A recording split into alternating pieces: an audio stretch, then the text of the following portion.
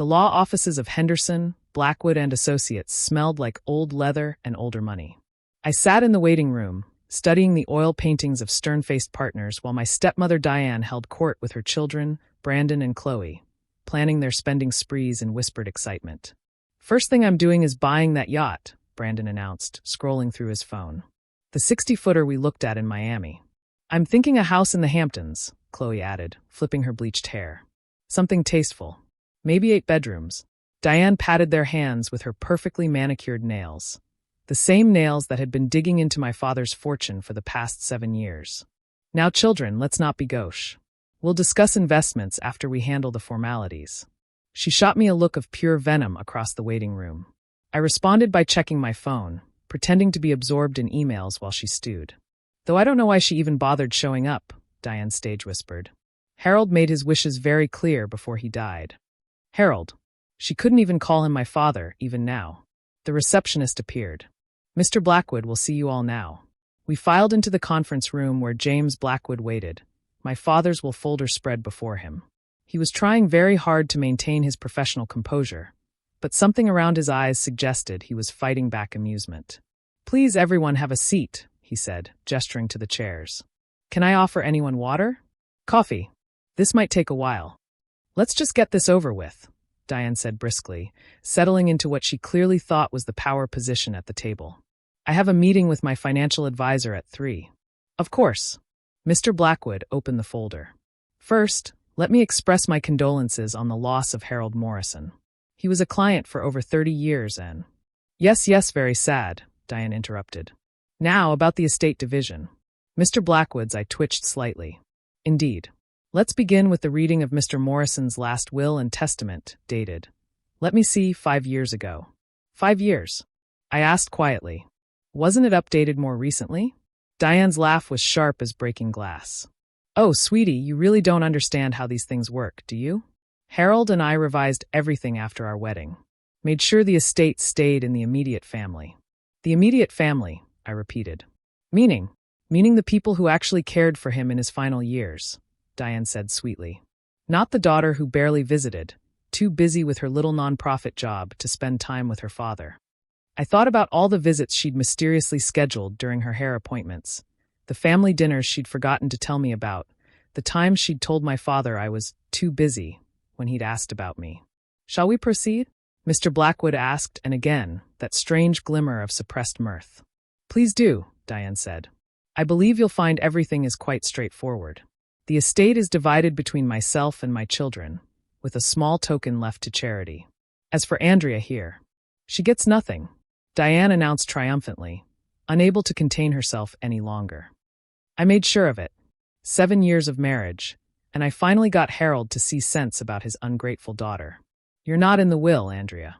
Not 1 penny." The room fell silent. Brandon and Chloe were grinning like sharks who'd scented blood. Diane looked like a cat who'd swallowed an entire aviary. That's when Mr. Blackwood started laughing. Not a chuckle. Not a professional clearing of the throat. A full, genuine laugh that echoed off the mahogany panels. "I'm sorry," he said, wiping his eyes. "That was unprofessional. It's just, Mrs. Morrison, do you know what a revocable living trust is?" Diane's triumphant expression flickered. "Of course I do. It's a financial instrument." "Very good," Mr. Blackwood said, still fighting back chuckles. "And do you know when Harold established his children's trust?" "Children?" Diane snapped. "He only had 1 child. Her." "Actually," Mr. Blackwood pulled out another folder, this one much thicker. "Harold established the Morrison Family Trust 28 years ago, when Andrea was 10. It's been growing ever since." "So?" Diane's voice was losing its confidence. "He revoked it when we updated the will." "Did he?" Mr. Blackwood pulled out a document. "Because I have here the trust documents, including all amendments. The last one was made 13 months ago. You know what's interesting about trusts, Mrs. Morrison?"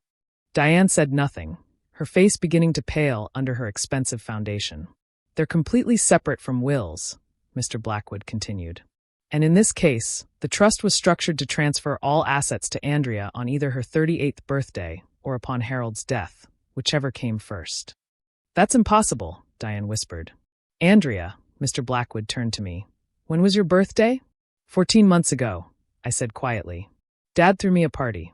A small one. Diane was at a spa weekend. Ah, yes, Mr. Blackwood nodded. The weekend Harold came to see me. He was quite specific about the timing. Wanted to make sure everything transferred cleanly before any potential complications. Ma'am, he said, turning back to Diane, you can't change a trust that already transferred $50 million last year. Diane's face went white as fresh paper. Her mouth opened and closed like a landed fish. 50. Brandon's voice cracked. 50 million. Actually, Mr. Blackwood corrected, that was the value 14 months ago. With the market performance and the dividend reinvestments, it's currently valued at approximately 57 million.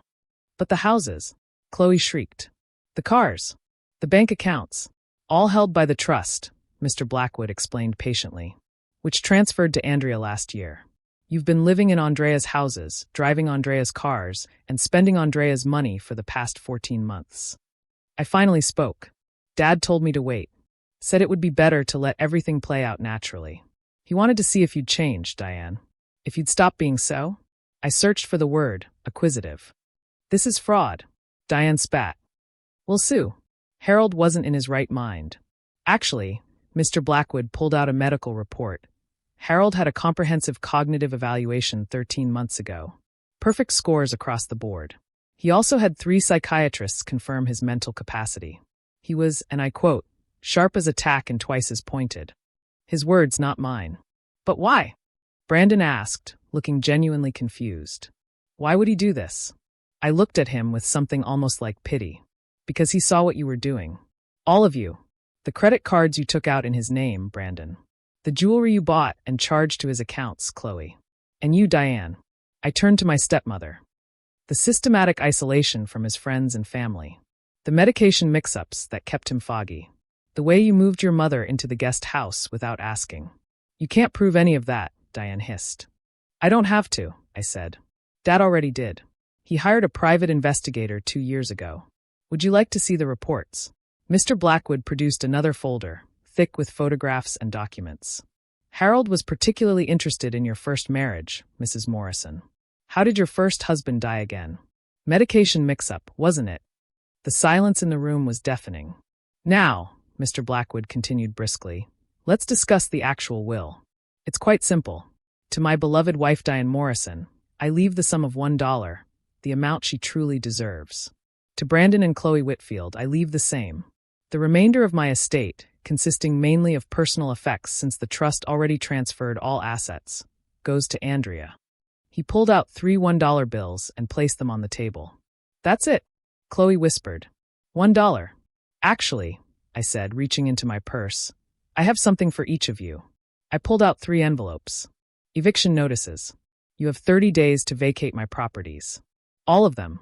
You can't evict us. Diane stood up so fast her chair tipped over. I'm his widow. You're a tenant, I corrected. Living rent-free in my house. Well, houses. The main estate, the beach house, the mountain cabin, and whatever apartment Brandon's been keeping in the city. How did you? Brandon started. The same way Dad knew about your gambling debts, I said. And Chloe's shopping addiction. And Diane's interesting investment history. You weren't nearly as clever as you thought. Mr. Blackwood cleared his throat. There is one more matter. Harold's letter to be read after the will. He pulled out an envelope and handed it to me. He insisted you read it aloud. I opened it, recognizing my father's handwriting. My dearest Andrea, if you're reading this, then our plan worked perfectly. I'm sorry for the deception, but I needed to know who Diane really was, and I needed you protected while I found out. You were right to be suspicious when I remarried so quickly after your mother's death. Your instincts have always been excellent. What you didn't know was that I was already sick. The cancer diagnosis came just weeks after the wedding. I thought Diane would care for me, but instead, she revealed her true nature. Thank you for trusting me when I asked you to play along. Thank you for pretending to be pushed aside while I moved assets into the trust. Thank you for letting them think they'd won while we secured your future. To Diane, Brandon, and Chloe, I know exactly what you are. The investigators' reports are with the district attorney, who promised to review them after my death. I suggest you use your 30 days notice wisely. Andrea, my daughter, you are everything I could have hoped for. Strong, patient, intelligent, and above all, good. Take care of the fortune I've left you, but more importantly, take care of yourself. All my love. Dad. P.S. Your mother's engagement ring is in my desk drawer, second on the left. I hid it when Diane started eyeing it. It's yours now, as she always intended. By the time I finished reading, Diane had collapsed back into her chair. Brandon was frantically texting, probably his bookie. Chloe was crying, mascara running in black rivers down her cheeks. Is there anything else? Diane asked Mr. Blackwood, her voice barely a whisper. Just this, he said, pulling out one more document. A restraining order. Andrea filed it this morning. You're to have no contact with her after you vacate the properties. Any attempt to contest the trust shall result in immediate enforcement. You planned this, Diane said, staring at me. You both planned this. Dad planned it, I corrected. I just followed his lead. Just like you followed the same playbook you used on your first husband. Oh, did you think Dad didn't know about Charles? About the insurance policy? About the medication you gave him? That was never proven, Diane said quickly. No, I agreed. But it's interesting how history repeats itself. Or would have if Dad hadn't been smarter than you gave him credit for. I stood, gathering my copies of the documents. Mr. Blackwood, thank you for everything. For helping my father protect what mattered most to him. My pleasure, he said, still fighting back a smile. Your father was a brilliant man. This was the most elegant estate planning I've ever seen. As I reached the door, Diane called out, Andrea, please. I was his wife. Doesn't that count for something? I turned back. It counts for exactly what you put into the marriage. Lies, manipulation, and greed. Dad figured out your true value, Diane. $1. He was generous. I wouldn't have given you that much. I left them there, sitting in their shock, staring at their dollar bills. In the parking lot, I sat in my car, not the trust's anymore, actually mine, and let out a breath I'd been holding for 14 months. My phone rang. Sharon, Dad's nurse, the only one Diane couldn't manage to fire. How did it go? She asked. Exactly as Dad predicted, I said. Down to Diane's demand for proof. He'd be so proud, Sharon said softly. He talked about you constantly those last weeks. Said you were the only person who never wanted anything from him but his time. I miss him, I admitted. I know, honey. But he made sure you'd be okay. That was all he cared about in the end. Not punishing them, though that was a nice bonus. Just making sure you were protected. After we hung up, I drove to the cemetery. Dad's grave was covered in fresh flowers. I'd been coming every week, though Diane had told everyone I never visited. We did it, Dad, I whispered to the headstone. Just like you planned. They never saw it coming. The wind rustled the trees, and for a moment, I could almost hear his laugh. The same one he'd had when we'd sat in Mr. Blackwood's office 14 months ago, signing papers while Diane spent a weekend at the spa. She thinks she's so clever, he'd said then. But clever and smart aren't the same thing. You're smart, Andrea. You know the difference between taking care of someone and taking them for everything they have. I placed a single rose on his grave, his favorite, the coral ones from Mom's garden that I still maintained, and headed home. Not to the estate where Diane was probably frantically packing, but to the small house Dad had secretly bought in my name years ago. The one where I'd been living quietly, letting them think I was struggling while the trust accumulated wealth. Dad was right. Clever and smart weren't the same thing. Diane was clever.